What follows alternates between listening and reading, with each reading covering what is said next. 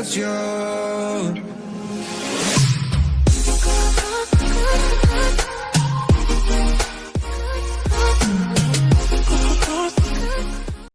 कैसे हो? मैं हूँ आयुष, आप देख रहे हैं स्पार्टस गेमिंग यूट्यूब चैनल। तो गाइज़, आप यहाँ पे एक नया कैरेक्टर आ चुका है गाइज़। तो गाइज़, अभी मैं आप लोग को उस कैरेक्टर का फ़ोटो दिखाने वाला हूँ गाइज़ कि कौन सा कैरेक्टर जो है फ्री फायर में नया आ रहा है गाइज़। तो चलिए देखते हैं गाइज़। और गाइज़, उस फ़ोटो के बाद एक है वीडियो, तो गाइज़ वो वीडियो भी देखिएगा ज़रूर। यही है नया character. Some very exciting news to share.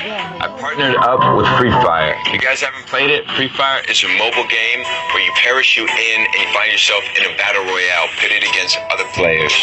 I've made the theme song for their Booyah Day, which is a big event, and in return, they've made me a character inside of the game. I'm so honored that I will actually be in the game. My likeness as Kashmir. I'll be there to guide you and as a character that you can select. Guys, video अच्छी लगी तो please video को like करो, subscribe करो। और guys, 30 subscriber में होने वाला है Q&A। तो गाइस, जल्दी से 30 सब्सक्राइबर कर दो और सब्सक्राइब का बटन दबा दो।